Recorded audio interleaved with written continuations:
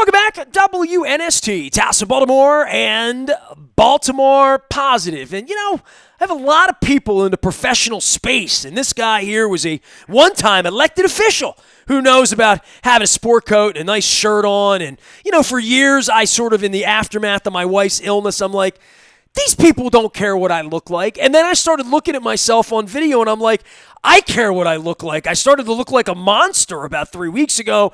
So I said, you know what? I'm going to shave up. I'm going to have that Kevin Plank, Steve Bisciotti feeling. Like if you get dressed up and you pretend to go to an office, even if the office is your garage, you're at work.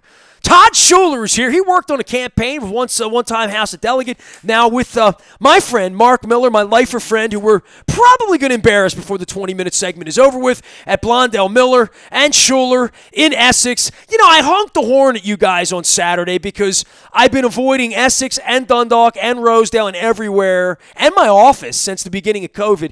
But this weekend I had a lot of stuff. I had all the cleaning. I wanted to take it out to Hart Road. I wanted to pick up pizza. I wanted to pick up some crab cakes from Al's. And he's doing a big cancer thing this weekend down in Essex for Susan B. Komen. And I also got an Icy Delights in Middlesex. I'll have you know, I stayed 6 feet away. So I was in Essex and I honked the horn. I didn't stop and see you, but I want to let you know that I was in Essex this week. First place I ventured out during the pandemic was Essex, okay? We're glad to have you. I know. I'm always welcome in Essex. I know that. How are you?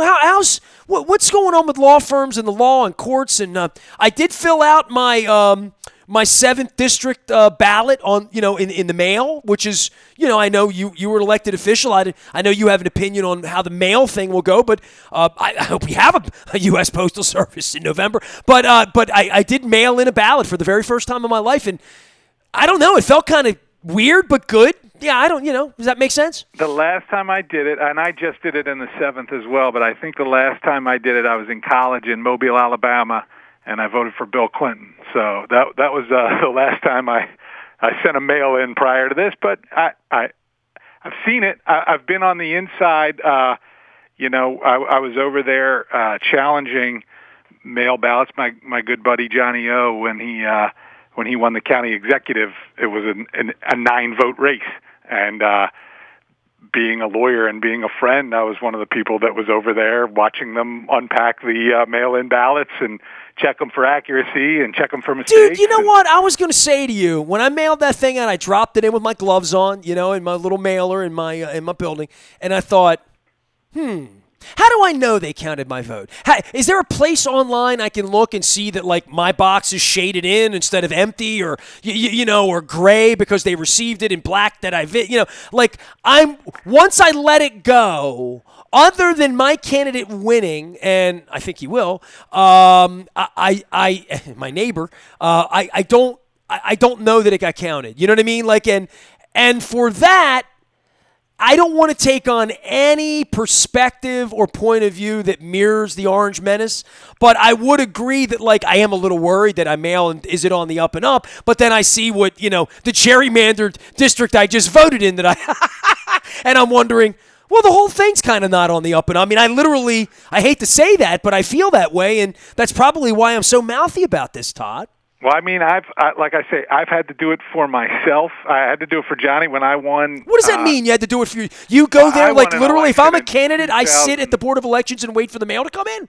Yeah, when I ran in 2006, I went to bed on election night with a 185 vote lead, and then every day we'd go over there to the Board of Elections and watch them empty the bags of mail. Wow. Every day my lead would shrink. Wow. And then finally they called me and they said they had 5 overseas military ballots, and I had an 85 vote lead, so they couldn't, they weren't going to count. Either they weren't going to count them, or they didn't matter whether they counted them. However it was going to be, I was going to win that day, and that was about 10 days after my election night.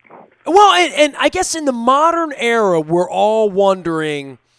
Online, paper balloting, I go in and I pull the little thing, and the precinct has to report, and the Russians rigging, and the Chinese making election machines, and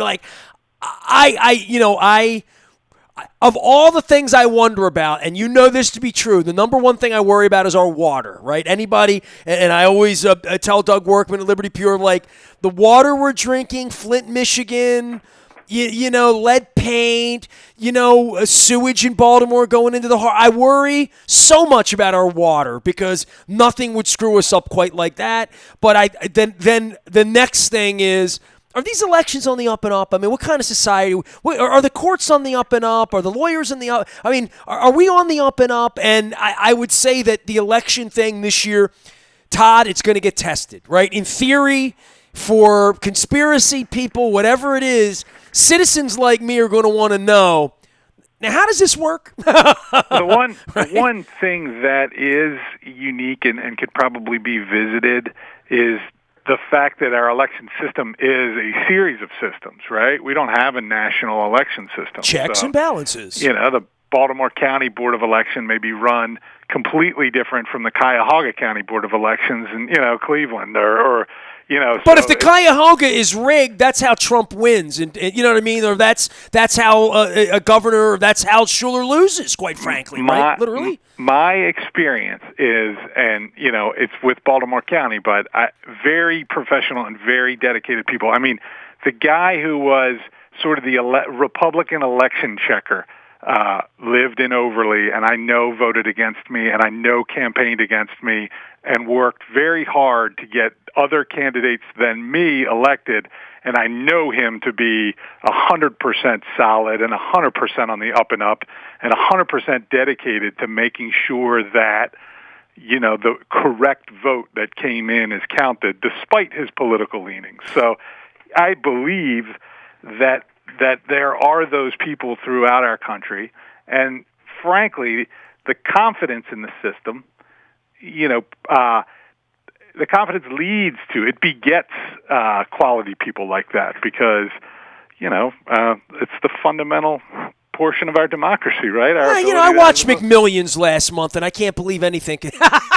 Anything's positive. I mean, you're in the attorney space. People do all sorts of things that, you know, I mean, I followed baseball. They corked bats there, right? I mean, they banged on trash cans in Houston and won a championship. So I am starting to become a little bit more skeptical in my own age. I've torn down opponents' lawn signs and stuff, you know, but yeah, no, look, the people running the Baltimore County Board of Election, the people running, you know, those types of things are dedicated volunteers and professionals. I always hope so. I mean, at Colgate Elementary, we always felt on the up and up to me, where I voted with my mom and for many, many years, and you know, a real stakeholder. And I would never say that it's rigged. I just want to know it's not, right? You know what I mean? Like I want to feel even more confident as an American, as I've always felt, that, you know, our elections are on the up and up. But to your point, you know, when you're in a local election and it's 185, I mean, you know, all these years later, you remember exactly how many votes it was, right? Yeah, and you know what's not going to matter, and where we might be better is, I can't imagine, you know, there's a debate between the paper ballot will come in vogue because, you know, that'll be your great check, and then the computer people will assure you that you can do the electronic touch screens and that's going to be preserved. But the reality is, in 2020, we ought to be getting pretty close to being able to click on the internet, right? I mean, we can vote for America's Got Talent that way, and that's trusted, right? So at some point, and especially with what we're going through now, and we're realizing, you know, there's these lines and the like. And dude, the thing in Wisconsin last month was a national disgrace. It was an absolute disgrace. That was an alarming. You talk about the integrity of democracy when 5 polling locations exist in the city of Milwaukee. That is a travesty. Yes, undoubtedly. That's crooked. I mean, just on no matter, I don't know who won, who lost, it's crooked. Well, voter suppression cannot be a political stance. That, you know, you have to be against you have to be against voter suppression first, and then in favor of whatever. Well, unless you're a Confederate, you know, I mean, they sort of seem to like that sort of thing. But yeah, I mean, I would agree that it is an American premise. You know what I found fascinating? My mom was born in 1919. When my mom was born, she couldn't vote. Suffrage came 3 months after she was born. You know what I mean? So, you know, my mom died 2.5 years ago, and I literally was looking literally over the weekend. I found her voting card. You know what I mean? I found her birth certificate, her paper falling apart birth certificate from 101 years ago, and I thought to myself, man, when this piece of paper happened, this little girl couldn't vote. That's great, and think about that as 100 years ago. My little girl asked me today, my 6-year-old told me today she was going to be the first female president. Cecilia's 7.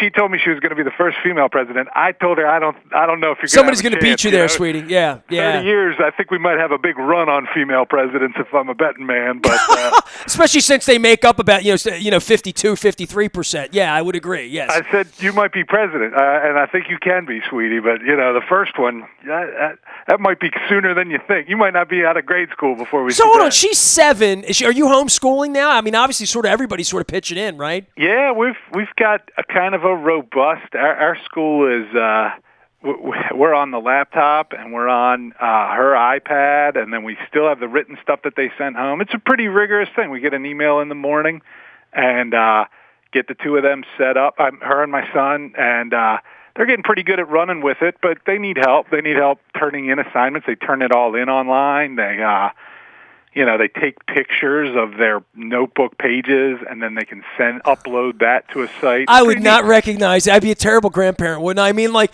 I saw Billick with his grandson on Zoom. He's his grandson's math tutor. He was telling me last week in Columbus, Ohio. He said, I get on every day with my grandson, and I help him with his math. And I'm like, all right, Brian. Yeah, and the weird thing is they've changed math, like the thought process, and it's not just a Common Core, but there's obviously they're working on curriculum. I'm going to have Moeller explain Common Core. That's in May. That's in our May curriculum here. Right. But it's not the way you learned it. So you're teaching it in a different way, or you're trying to understand it in the way that the curriculum understands it, which was not the way you were taught, which was 30 years ago anyway. And as lawyers, personal injury lawyers, we just know how to divide by 3. We just know what a third of something is. And that's about the only math I've had to do for 20 years. So it's not easy. When you told me I have to redo math, I just dumped water all over myself because I'm thinking to myself, I'm starting to sweat now, this Common Core thing with Don Moeller next week. Todd Schuler joining us here. Blondell, Miller, Schuler, always in Essex, always there for you, friends of ours in person. And before I get to embarrass your partner and my life or friend, Mark, who has yet to come on the program, I think he says, you're the delegate guy, and you're the political guy and all that. When you have a 7-year-old daughter and she wants to be president, what are you teaching her? And the reason I'm asking this is because Moeller somehow 2 weeks ago, I don't know if you're listening to the program or not, but my first grade teacher somehow figured out that I was Don Moeller's partner.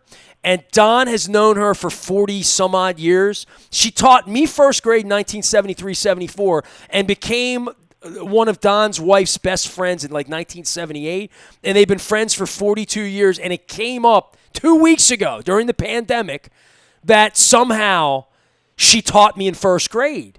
So, I'm thinking back to, like, what was she teaching me in first and second grade? And I said to my wife, I probably wasn't her favorite student because I could read and none of the other kids could read in first grade.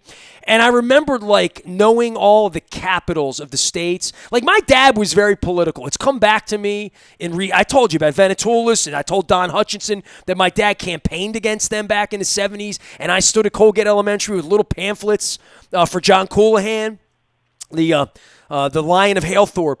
But so this is when I'm 6, 7, 8 years old. All my politics is coming back to me. But I'm thinking, like, what did I know about civics at 6 or 7 years old? And what are you teaching your daughter so she can be president, Todd? I want to know. Well, I don't know how to make anybody president. I'd still be in politics if I knew how to do that kind of stuff. Well, I had Watergate at 6, right? Yeah, and they are very civic minded. That's where I was headed. I mean, one of the coolest things I saw in the world, this is not my daughter, but this is a couple of kids not much older, 10 or 12 or 13 years old.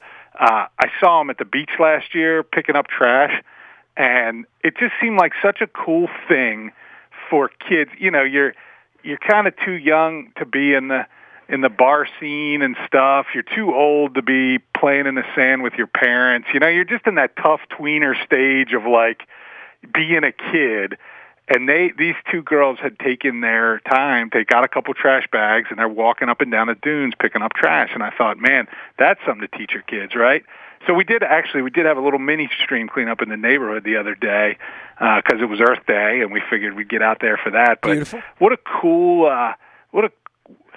cool way to be a kid, you know? Like civic service, of all the things you get, you're at the precipice of starting to cause trouble, and trouble will come, but for now, you know, you're just too young for that, and just too old for the other kid stuff. So nice.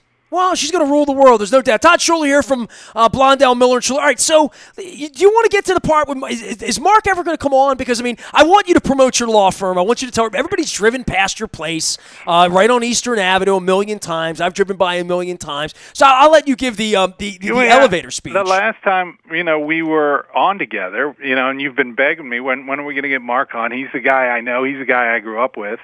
And we threatened him, I think, on your airwaves. He's not just a guy I knew or grew up with. So, like, I don't even, like, Mark and I were very close for long stretches of time in high school, after high school, same friends, same events, same sporting events, same age. So, like, you know, he wasn't just a dude I knew, you know, so I want to be a little bit more clear than that. I mean, I watched him dribble a basketball around Southern California for 10 days. He stayed at my Aunt Jane's house, you know. He was exposed to her Republicanism, you know, for like a whole week in San Diego. So, hope it didn't wreck him. Didn't we tell him last time I was on that you were going to bust out the high school pictures? I got it right here on Facebook. I'm in it right now, class of 85. So everybody was showing their high school pictures a couple weeks ago, right? Because the kids now are like, your daughter's 7. She's missing second grade, but like my friend Leonard Raskin, his son's missing prom, you know, graduate, all that stuff. Every kid that's a senior, right? Like, they're missing out on all of this stuff. So they're putting the pictures up of their high school pictures. So I'll show mine first, just to be a good sport, all right? And this is a great page because I have such wonderful people I graduated with, people that are still really lifelong friends of mine. So John Allen, I'll embarrass him from SR71. There he is right there. Kenny Andrews, who I went to the 1983 World Series with, and apparently he has the only known videotape of me emceeing the Powder Puff high school football game in 1985. Todd, they gave me a megaphone. This is before they gave me a megaphone with batteries to torture the juniors, okay? And there's no pictures, there's no evidence, but Kenny Andrews says that he has video of it, and he's going to find it. I told him the beer's on me for life, but I did give him a ticket to the 1983 World Series Game 4 at Veterans Stadium. Kenny Andrews went with me to that with Miss Monday. So so here's my picture, my senior picture. If anybody wants to check that out, make fun of me. There I am. And it says here, my little readout, Jody was my nickname. We don't use that. Never call me that, Todd. It says sports journalist, University of Maryland. It didn't go there. Journalism 1, 2, and 3.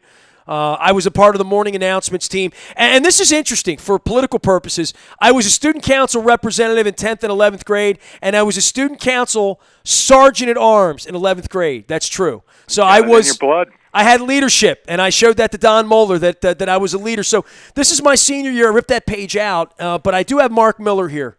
Is that with 2 L's, Miller? 2 M's, 2 L's, Mark Miller? Yeah, man. So I'm going to pull him out. Do you know what it looks like, or is this going to be the first time you've ever seen it? This is going to be the first time seeing him. Oh, okay. Well, hold on. Anita McCooley here on this page. Mark C. Miller. Mark Christopher Miller. You ready for this? I'm going to read. You don't know about this at all, right? It says here, engineer.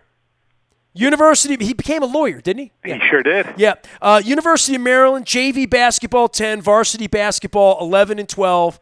He's a good-looking fellow, Mark Miller here. This isn't an embarrassing picture. It's actually a very flattering portrayal of Mark Miller. There he is right there. So so I'm putting that up for you, and you can have fun. His hair looks a little bit like mine does right now because I've got the quarantine look. I have Mark's hair from 1980. I do. It's same exact hairstyle from 1985. He's got a volleyballer there. But there's Mark C. Miller, and he was going to be an engineer but wound up being an attorney in Essex. 35 years. It's been 35 years, Schuler. 35 years. Oh, my God. It's a long time. You know, I am now in the Dundalk Hall of Fame. And when they put me in the Hall of Fame 2.5 years ago. Where is that, Nestor? Do they have Dundalk High where do they School? keep that? Oh, you're at the Dundalk High School Hall of Fame. I No. Dundalk in general. No. Hey, come on now. Where'd you go to high school? I'm a Calvert Hall man. Yeah. My son went to the Hall, Perry Hall. So, so Dundalk High, they ripped it down. Well, you'll appreciate this because you were. Tell everybody about your delegate background and give everybody the elevator speech for Blondell Miller because I have a good story to tell you and I have a picture I'm going to grab off of my phone too. And by the way, show Miller this. If he doesn't come on, I have the junior high yearbook, and I'm going to go back to Hollibird in 8th and 9th and 7th grade because he's in all of them, and I knew him from 7th grade. We just got to shame him in there. So tell him I have more yearbook. Here's the 84. So tell him it's going to get worse if he doesn't come on. From here. He did kind of look cute in his 85 picture, so he's probably not going to be all that embarrassed. It's not. He looked nice in his senior picture. He didn't look goofy. So yeah, my elevator speech is at Blondell Miller and Schuler is an injury law firm. We've been here on Eastern Avenue for 40 years in one form or another. We've always handled injury work. That's workers' compensation, construction accidents, car collisions, boat accidents, medical malpractice. If people are injured in any way, we want to hear from them. The people that have worked here for, in many of them have worked here since you were since in 85 high school in 1985. Wow. And only the young ones haven't. I mean, we're a lifelong employer. People have spent their entire careers here. A lot of Pizza John's been eaten in your place. A lot of Pizza John's has come through here, yes. Yeah, I would say this. A lot of Royal Farms chickens come through here. We support your sponsors, Well, the Dundalk thing, the Dundalk Essex thing, because I always went to the Essex Skateland, and, I always tell Chad at Al's, first of all, his father ran our little league at Eastwood, right? Mr. Al, Big Al, who passed away, and he was an early bone marrow transplant survivor as well. But, the East Side, people together and people like your office and your business and the places we've all been at this forever. I've been driving past Blondell Miller forever, and obviously, Mark's now a partner there. His name's on the door. You're there. But the Dundalk High thing, they rebuilt Dundalk High, right? Probably you were involved in government at the time. They were ripping schools down and putting money together. And, I know Kevin Kamenetz was a part of that. Don always tells me. So when they opened the new high school, I hadn't been over there, and they were looking to put me in the Dundalk High Hall of Fame. They called me and said, we want you to be. I said, what for? And they're like, you've been doing this for journalism and sports. And I'm like, look, if you're going to put me in the Hall of Fame, I'm not going to argue. I'm going to show up. And it's the only Hall of Fame I'm ever going to be in, literally. And I started writing like a speech.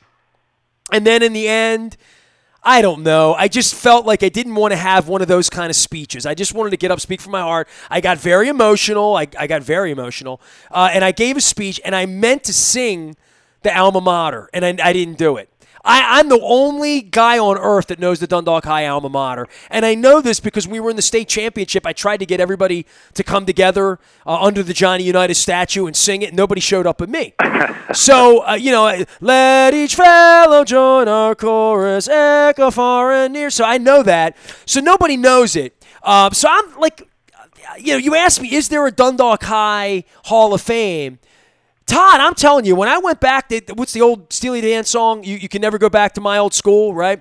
I went back. First off, it's a completely different school. It's completely different. There is literally a complete, beautiful, incredible Hall of Fame in the locker room area in the new Dundalk High. So there really is a Hall of Fame. But I want to pay tribute to all of you who have ever run for elected office and done anything, because if you haven't noticed, do you drive past East Point Mall when you come or go? Do you drive up Eastern Avenue toward Highlandtown from where you are, Todd? I'm sorry? Do you drive toward Highlandtown up Eastern Avenue from time to time? Right, sure, all the time. Well, Colgate is where I went, right? Colgate got completely ripped down. And my son said to me over the weekend, Dad, you got to stop by and see Colgate, because I haven't been in Dundalk in 2 months because of the virus, right? Sure. So I drove by and I took a picture with my mask on, and this is a world premiere. I haven't even shared this out on Facebook or anything. But I have a picture of me with the new Colgate Elementary, which is also right off Eastern Avenue. Times are changing in East Baltimore, right? We talk about things getting better, and you were involved in government, and you're in Essex, and we talk about trying to make things better. I drove by in the city, what I call City Hospital, what you may call Bayview.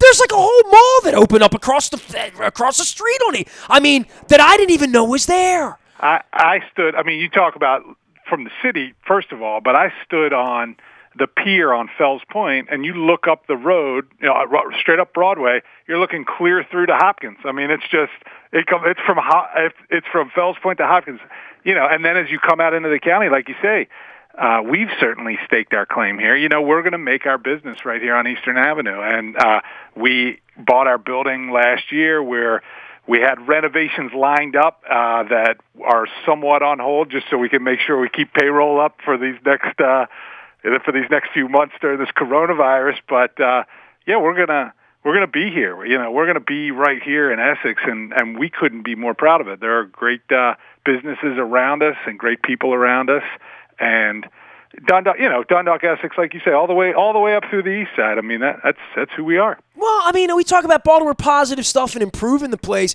I went out for just a ride on Saturday for the first time in 6 weeks, and I'm like, holy hell, look at my elementary school. I mean, I brought a tear to my eye, right? And then I drove home on Eastern Avenue because I wanted to honk the horn at G&A Coney Island, say hello to Andy, see if he was around.